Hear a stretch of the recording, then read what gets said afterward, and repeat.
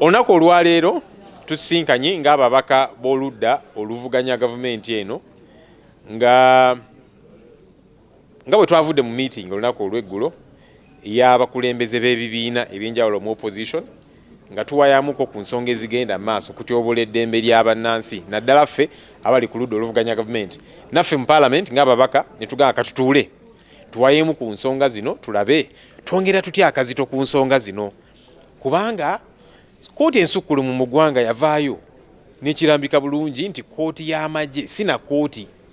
terina buvunaanyizibwa ku bantu ba bulijjo naye ate abantu baffe bano Dr. Kizza Besigye n'abawagizi ba NUP bangi bakyali mu kkomera ku lwaki okubeera mu kkomera obeerayo lwa nsonga bbiri either nga waliwo kooti ekusindise kwa rimanda oba nga waliwo kooti ekusalidde omusango nti kakati gwe ogenda kusibibwa mayisa oba kusibibwa myaka bwe giti naye ku bano bannaffe ku ebyo ebibiri tewali kiriwo kubanga kooti y'amagye yabasindika kwa rimanda yavaawo kooti ensukkulumu yagijjawo kati bakyakola ki mu kkomera gavumenti buli bwe tubuuza ebintu bino etubuzaabuza tuli mu following up naki kuba twagamba n'okugamba gavumenti weba esuubira nti abantu bano waliwo emisango gye balina okuwoza egy'enjawulo mubatwale mu kooti za bulijjo n'ekyo nakyo tekikoleddwa so mu nsinkano yaffe olwaleero ng'ababaka ba parliament aba opposition tusazeewo okwongera akazito ku nsonga zino wano mu parliament n'ebweru wa parliament obukulembeze bw'ebibiina byaffe bwasazeewo nti gavumenti bweba terina kyekozeewo ku nsonga zino mu ssaawa 48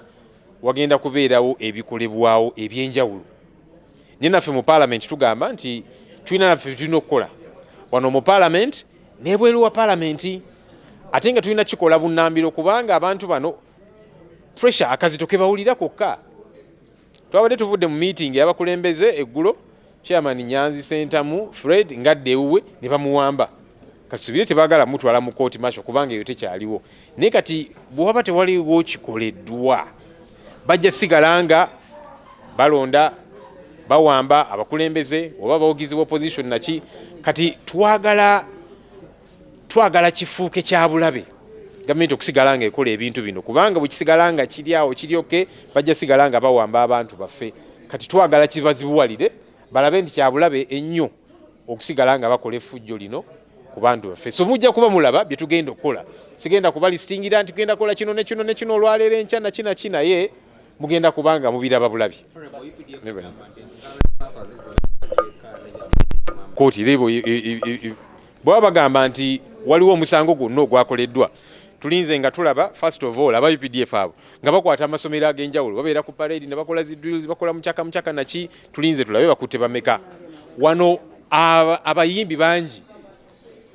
n'ababaka ba parliament aba NRM bagenda ne bambala zi uniform z'amagye ekyo kikontana n'amateeka tetunulaba UPDF ng'ekwata abantu abo tulinze oba bali serious ku nsonga zino babakwate babayole bonna kubanga tuwulira nti ono yes yakikoze naye nakuba essimu n'agamba nti nedda just nabadde nsagamuko ne tumuleka kati tulinziridde okubalaba nga bali serious ku nsonga zino zonna babiri bonna Dr. Kizza Besigye yali mukulembeze waabwe oba oliawo ekyo kyokka kyali bawaliriza ogamba naye tuswaleko omusajja ono yabayingiza mu byobufuzi n'abamentaringa naki naye tebalina kyebakozeewo naye ne bwe kyali badde nga tekiriwo ekikyo nti oba baaliko mu FDC oba ki omukulembeze yenna bannansi olina okubafaako ne waba nga tebawagira kibiina ky'olimu kaakano kirina okukukwatako ng'omukulembeze ne bali awo bo biringa ebitabakwatako kyovuddala tugamba nti tugenda kwongeramu akazito